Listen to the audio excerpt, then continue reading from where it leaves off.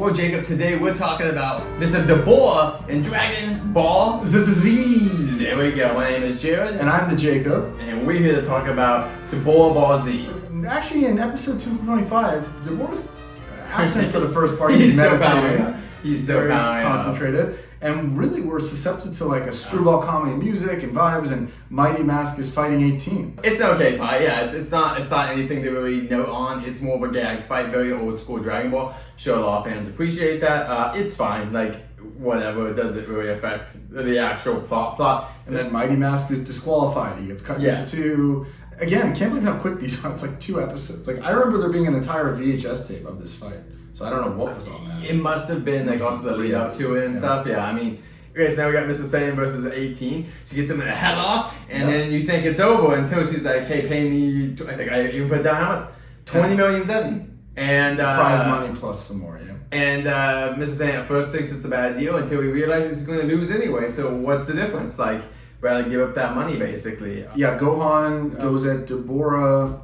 There's a little fight. They don't want to move to Dabura's planet because he would have too much of an advantage. So they move to like a neutral planet? Yeah. Like, where is that location? No idea, but it looks kind of demon-like anyway. Awesome. But I was gonna say, you know what I was gonna say funny about is that I know, and someone could correct me, I feel like it's something that doesn't come up that often in the video games.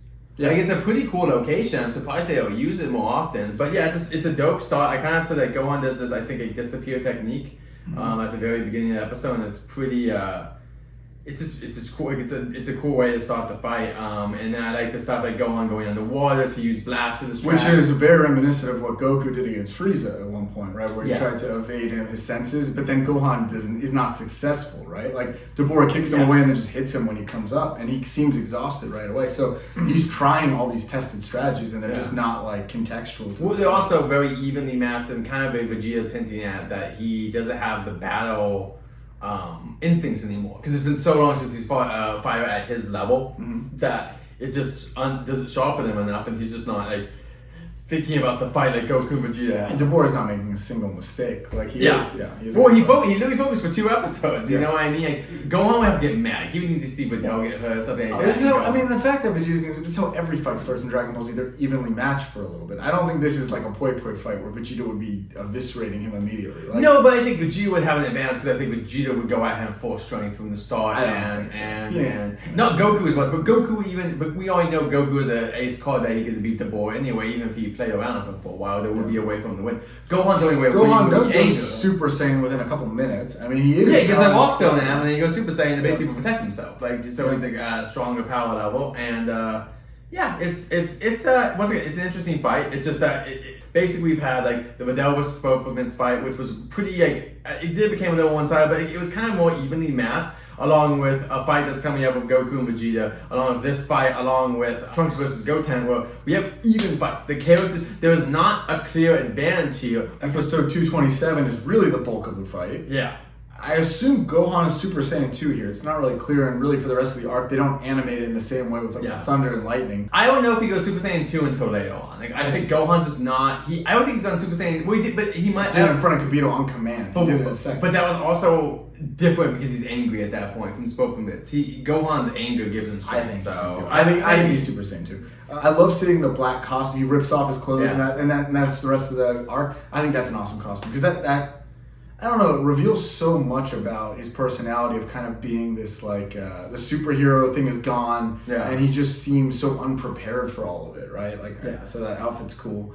And then he almost gets spits on. Yeah, he gets a spit and then he throws the glove away. And then Dabura's sword slices off just a bit of his hair, right? So there's a lot of close calls. Which also, yes, I it's one of the characters that can uniquely just make a weapon appear, and not only is it a weapon, but it's a weapon that can hurt people. Because I want to point out, if General Tao came up and tried to hurt someone at this point, they just wouldn't feel it. Even if it's like sword, like arm, it just wouldn't do anything because he doesn't have any. But this is actually doing damage. Like, this could actually hurt Gohan if it hit him, which doesn't always happen with weapons sometimes. Yeah, I mean, I never realized how short this one was, that it's really one episode, because by the end of the episode, they already bring everyone back to the ship. Moore's made this observation. But what's amazing to me, and the reason why I do think this is one of the most interesting moments in Dragon Ball Z, is you have this like revisiting of the other arcs. We talked about Poi Poi being the Saiyan saga, Yakon's kind of like Frieza's saga, there's the Cell saga, but Gohan just can't do it when it's his turn. He just can't keep up. Dabur is not even powered up. He's out of breath a little bit. There's some moments they're evenly matched. Back on the ship, he's not. He doesn't seem like he was at full strength.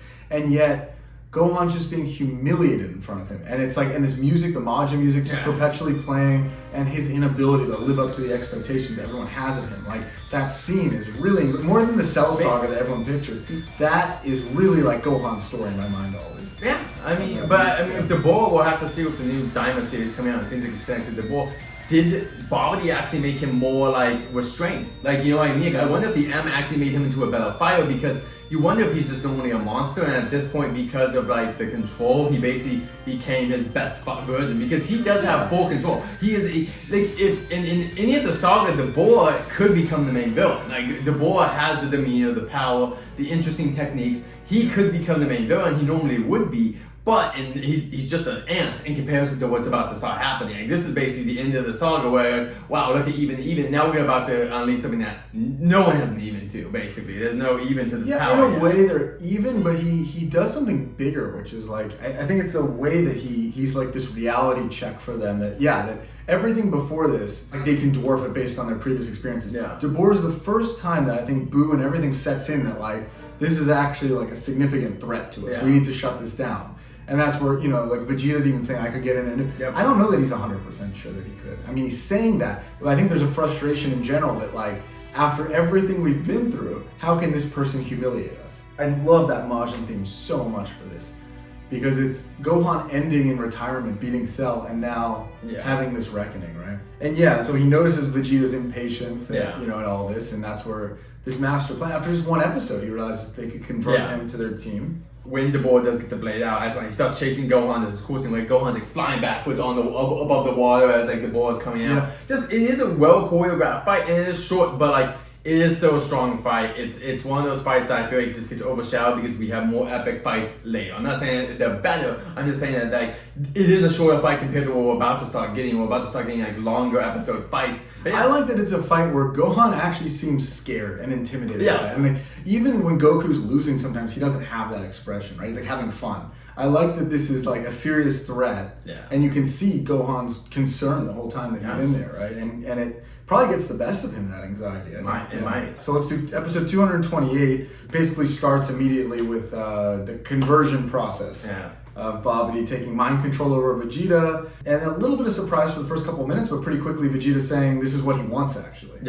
And then everyone's still like, no, you have to try, like, get it out of your head. And then at one point Gohan even is like, don't let them use you, and he like blasts him away, which was awesome. He's like, shut up already, like, episode's about me now, you had your chance. I just want to say, Vegeta literally threatens the Supreme God at the beginning of the episode before he's even controlled. Like, he's probably at his low point of this saga, I think. I think this is where he's at his low point. He's about to be at his low point of like, he is so frustrated with the fact that, like, he doesn't know if he can beat Goku, and like you said, he might be secretly frustrated that the Dabur is at his level, and he doesn't even know who the hell this fool is. And so, like, I think Vegeta is at this very anger point, and he allows it to happen because the one time, I guess, why I would say rock bottom is like, normally Vegeta doesn't go for the short power-ups. This is him saying, screw it, I need to beat Goku, I need this power-up, and it's also going to put me back to my old self, like the Saiyan version of myself, who's going to be a ruthless fighter who doesn't care about anyone. And the irony that he didn't want to ever work for anyone, his whole thing of like Frieza, enslaved us and destroyed and determined our fate. He's now working for someone again, right? When this process is over, he has an M on his forehead, and he is a soldier basically for Babidi, which does feel kind of the opposite of like everything Vegeta stands for.